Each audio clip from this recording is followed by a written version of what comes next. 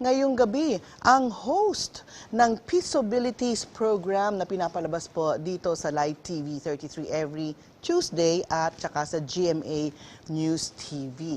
Siya po isang entrepreneur, venture developer at financial advisor. At siya po ang chairman ng Colayco Foundation for Education. Welcome to Diyos at Bayan, Mr. Peaceability, Francisco Topax Colayco. Maraming salamat, Kata, at magandang gabi po sa inyong lahat.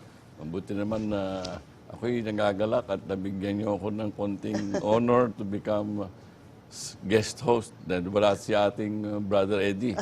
Matitindi ang ating mga guest ngayon. Kaya nga kita niyaya kasi ikaw ang eksperto sa topic na ito. Ako ay mag-aaral lamang sa iyo at sa kanila. Napakaganda ng pakay natin ngayon. Correct. Pag-iimpok.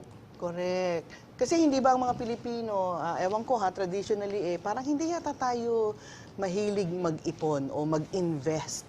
Di ba? Parang tayong consumer society, gastos, bili ng bili lang. Iba rin ang pananaw ko dyan. Yung ating mga guest, magko-comment siguro dyan sa tanong na yan.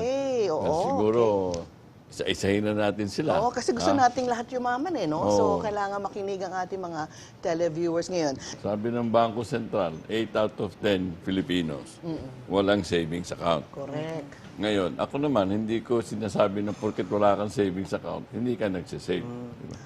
Siguro, itong ating mga guests, may kanya-kanyang style ng pag-save. Doon natin umpisahan. Sige. Not because they are experts, but as a Filipino. Okay. Dahil sabi mo, Pilipino hindi nagsasave di ba? Pero hindi ba? Parang, meron ba tayong history? Anybody can answer this, Meron bang nabuo sa ating kultura, siguro nung sinaunang panahon, if times are changing now, ano kayang history na kung bakit medyo ang Pilipino ay parang totoo ba na hindi tayo mahilig mag-ipon o hindi tayo mahilig mag-invest? Or is it a myth? Sa akin, myth yun Okay. Dahil environment kasi yun, di ba? So siguro we get the opinion of each one of them. Alright. Sa isa, as a person, nagsasave ba kayo o hindi? Paano kayo nag-umpisa? Dahil kung kayo hindi nagsasave, sana na natin to station, Madam Nora. Yeah. Siguro ang sagot ko sa personal muna. Kasi I came from humble beginnings. So, nakarating ako sa posisyong ito dahil nga siguro sa pagsisikap. Pero ang nakita ko sa aking mga magulang, mahilig sila yung tawag nilang pagsubi. Magsubi ka ng oras. Kung kailangan kang 10:00, andun ka ng 9:45. Magsubi ka ng spiritual things. Magsubi ka, magdasal ka. Magsubi ka ng baon mo, magtabi ka ng kung piso, magtabi ka ng G's. So, lahat pagsusubi. So, dati, nilalagay lang yun sa alkansya. So, on a personal basis, I think getting the habit of saving is very important to impart to our children. And that starts with parents, right? So, even in the way we manage our companies, it's the same thing. It's what we call living in margins. You operate by with the assumption that you allocate something in case something happens. In the Filipino term, magsubi ka. So, wow, I like that. Gagamitin ko na yan. Yung subi, nadidinig ko sa probinsya. Magsubi. Nadidinig. Nasa mindset, in other words, Filipino. Diba? It's a keystone habit, that you should establish. Magsubi. Yan. Susubukan kong gawin yan. Si Mr. Kosyo, nagsusubi ba to?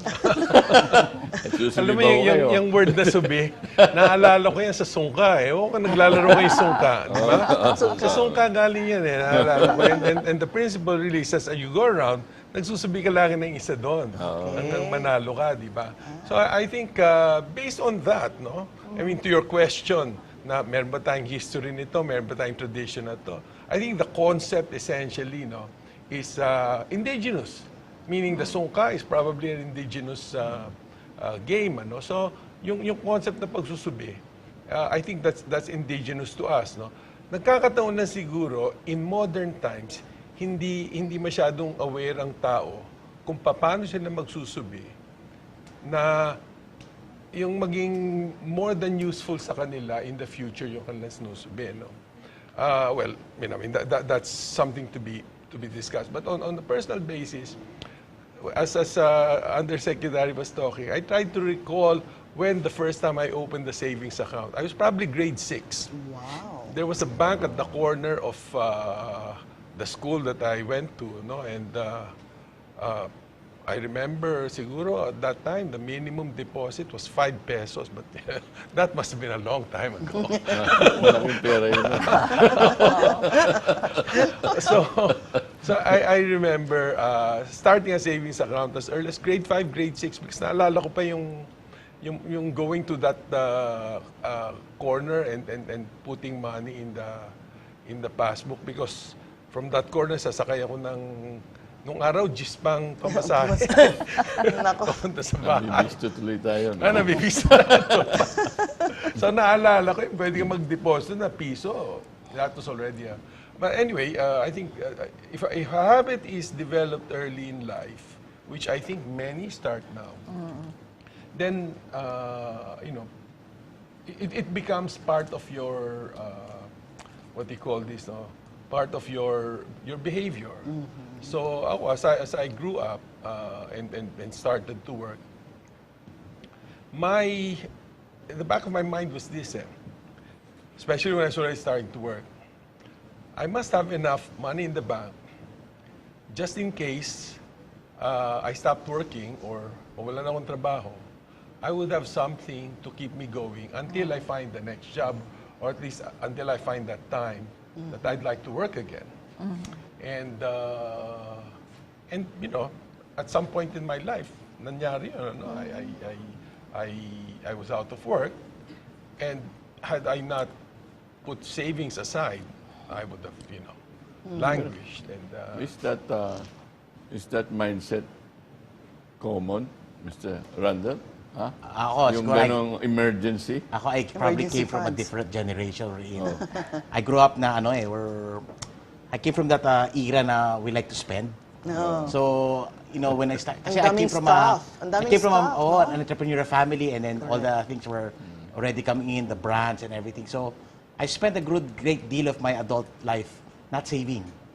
The irony is now I'm the advocate for these things, pero a good number of my years ko talagang Ganon din naman ako. I represented a lot of people and the way we think, no?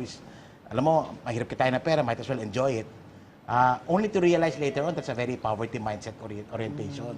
Na talagang enjoy mo na lang yung pera. So, talagang, and I see that, no, going around the country and abroad, I see that in a lot of Filipinos talaga na there is improvement. I mean, mahirap naman sabihin na hindi nag-i-improve, no? In the last 10 years that I've been doing advocacy, there's start improvement. Ang issue na nga lang is scale. Kasi nga, hindi naman porke nagtabi ka, kasabay tinabi mo. Di ba? Or hindi naman yun enough. So, may improvement, pero malayo pa rin tayo sa ideal rates. Na kung paano mag-save, magkano ba yung kinikita natin, tinatabi natin. Before, kulang yung kita ng mga Pilipino. Ngayon, medyo okay na, pero na-carry natin yung habit na.